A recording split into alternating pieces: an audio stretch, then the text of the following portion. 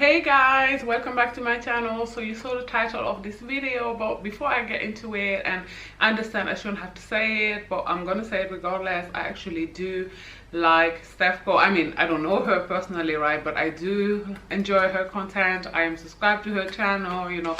I'm gonna stay subscribed to her channel, unless she does see my videos and she doesn't like them and she blocks me, then oh well, there's nothing I can do about that. But principial, I do enjoy her content, right? Another thing that I'm gonna say to the Steph Curl police, because many of them did comment on my initial video, my initial response on her pretty privilege video, is that people were like, yeah, you're using Steph Curl's name for cloud. And I was like, first of all, I'm genuinely someone who is fascinated by the topic of pretty privilege. It's something that I've been thinking about way before Steph Curl. But even if I was, like, so what? Do you know what I mean? I mean, this is what content creation is all about. Like, Steph Curl herself has several videos about other content creators, about Derek Jackson. Can you believe he's still creating content on the internet?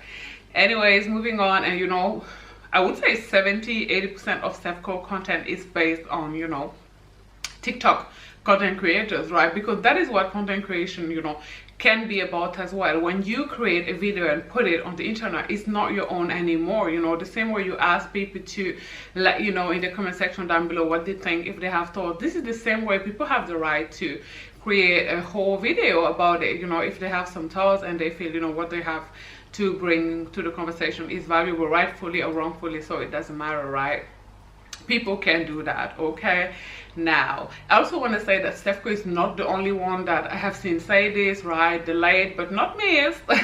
Okay, Kevin Samuel used to say this, and Fresh and Fit or Five and Fit, whatever their name is, the Roommate podcast, I see many people vehiculate this narrative that being attractive is what is it kind of is this key to being in a long-term relationship, or being in a relationship with a man that is financially stable or whatever. And I don't necessarily agree, so I wanted to create this video, right?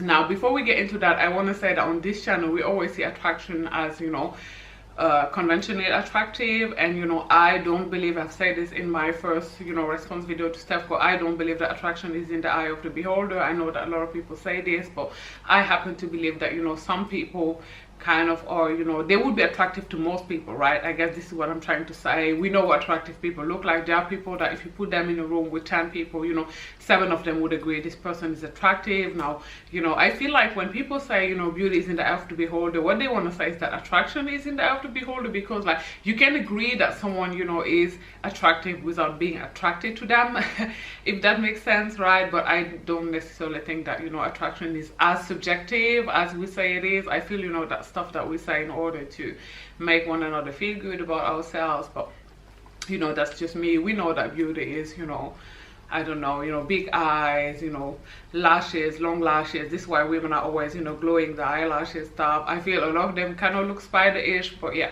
that's just me. We know that beauty is long hair, blonde hair, but I feel like lately it could be up to 3B. I feel once you get to 3C, you're entering the danger zone. But I feel anything up to 3B is something that I guess people would go with. It is light eyes, it is being tall, it is being thin, high cheekbones, full lips. Now I'm gonna go against the grain here. This is an unpopular opinion that I have, that I always wanted to share, so I'm gonna include it here, is that big lips have always been the standard, but it just became like mainstream when it became attainable to everyone through fillers. I mean, if you look back at even beauty icons from before, like Marilyn Monroe and Angelina Jolie and stuff, like they were considered very, very attractive, and they do have full lips. So I feel like full lips have always been the standard, but only became mainstream when, like I said, everyone could attain it thanks to fillers, right?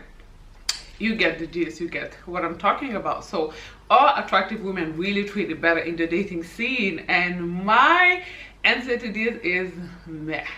Depends what you call treating better, right? Because Steph Curl said in one of her videos, she talked about this TikTok content creator, because like I say, Steph Curry is always talking about other content creators, right? She talked about this TikTok content creator, and this content creator said that, you know, a guy Venmoed her $2,000 because she is attractive. And I feel like, you know, if that is what people mean by being attractive, is having a leg up in the dating scene, then yeah, definitely, you know, men are more likely to trick on attractive women, right?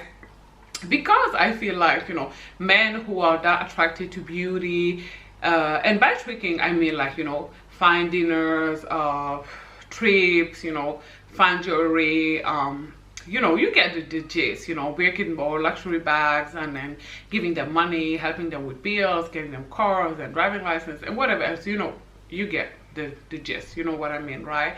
And I feel this is because men who I feel are very, very attracted to beauty and only pursue like women who, you know, type of women I described before, you know, tend to be nerds, right? These tend to be men who, you know, were bullied in childhood, you know, because they were so nerdy and they were weird, you know, like, and you know, I watched this movie the other day that started by saying that, you know, today's nerds are tomorrow's millionaire, and I think there's some truth to that, you know, obviously not each and every one of them, but you know, a lot of them, even though they don't become millionaires, they do tend to go and, you know, start Reddit and become financially successful, right? But I feel like, you know, and this channel is based on trauma, so I talked about this a lot. We know that, you know, early infancy is going to follow you all of your life, that it does shape your life, your childhood, your parents and stuff, right?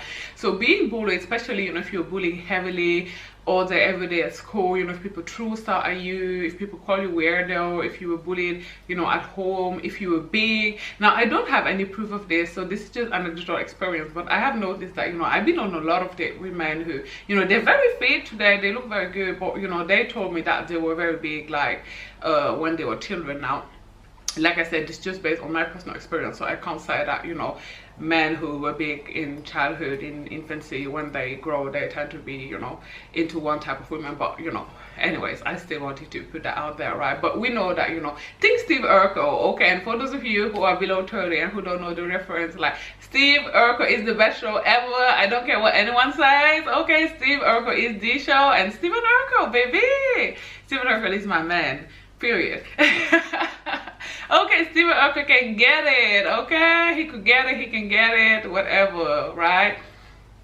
So, you know, these people grow to, you know, be, you know, I feel like this is kind of the revenge on society, right? Now they have the money and they kind of want, like, you know, the woman to match, you know, trophy wife, trophy girlfriend, you know, to kind of show the people that, you know, yesterday I was like the butt of the joke, but today I have it all. You know, I have this money, I have this beautiful woman, I, you know, have this big house, car, you name it, right? And I feel like obviously these men are going to tend to, you know, if they want this woman attention, and if they feel, you know, if they're still kind of nerdy, if they're still kind of awkward and weird and bizarre, like they're going to try to use their money in order to help sway the woman, I guess, into being with them, right? But is this really treating women better, right? That is my whole point when I watch all this content about, you know, how pretty privilege is going to get you the best man. I feel like, you know, when someone sees you just for the way you look, right, are they really treating you better? When they're giving you all of this stuff because they think you're pretty, right? Like, are you really being seen as a human being? Like, do your problem matters? To me, treating someone better would be like seeing them as an equal partner. We know that most men, regardless of, you know, status, don't really do this. We know that a lot of men just see women as access to sex, access to, you know, being a dad, you know, a clean home cooked meal and stuff like that, right? So for me personally, I don't necessarily think that men treat attractive women better. You know what I mean? Pretty girls are being cheated on every day. Like, only the other week, you know, Shakira was cheated on. We know that, you know, Beyonce said herself she was cheated on. Well, you know, this is true for Halle Berry, and, you know, a lot of women who are considered drop dead gorgeous, right? And all of them have had, you know, bad experiences with men. So I don't feel like men necessarily, you know, on the long run treat women better. I feel like, you know, men are more likely to put up with some ish, you know, in the beginning from women who they really, really want to sleep with. I feel like they can let maybe a lot more stuff slide than they would from an average woman, but I don't feel like that necessarily mean that they're treating them like better. And I'm sorry, I'm sweating, you guys. It is so hot in Germany. We are cooking, okay, baby, cooking, right? Another thing that I wanted to say is that, you know, I also understand that obviously if you're attractive, like, think Nikki Todd, you know, I say this all the time, think, you know, Ryan Destiny, think Justin Sky, think Naomi Campbell, right? You will attract a lot of people. So I also see, you know, how people mean this, because obviously the more people you have, dating is a numbers game, right? The more people you date and the more likely you are to find someone, you know, with whom you're genuinely compatible. And definitely, you know, if you're more like on the conventional attraction side, you know, you're going to have access to way more men, I guess. You know, if you date online, every second swipe is a match, so you're going to go on a lot more dates than, you know, a woman who is average or below average according to society. And, you know, perhaps there, you know, attractive women do have a leg up, I guess, in this sense. But, you know, I don't think that necessarily that attractive women are being treated better. As a matter of fact, I think there are a lot of cons to being, you know, conventionally attractive. I won't get into that in this video. Only, you know, I will only get into, like I said, you know, not being seen like as a human being, but more like as a trophy, right? Like, I mean, even the title that they have for it, which is trophy wife or trophy girlfriend, says it all, right? You're not really seen as a human being with feelings and stuff. You know, your problems are going to be dismissed quickly. You know, people are like, oh yeah, you're a pretty girl, you're gonna be fine, right? It seems like as well, you know, men don't expect attractive women to have a brain. You know, there is this narrative that's going around that attractive women are stupid. So when you actually, you know, you know, we're read or intelligent or have something to say, it seems like people are like, yeah, you know, I don't, you know, they don't really know what to do with that, I guess, because we are supposed to be stupid or whatever, you know. So it's not all that, in my opinion. But I just wanted to say that because this is a narrative that I see going around a lot, and I don't necessarily agree. I don't think that men necessarily, like I say, if you go out of the tricking thing and if you go out of the fact that, you know, attractive women do have a lot more options, I guess, I don't think that men necessarily trick attractive women better. But that's just my opinion, and I would love to hear yours in the comment section down below. Please do not forget to like and, you know, subscribe to my channel. Okay, bye guys. Mwah.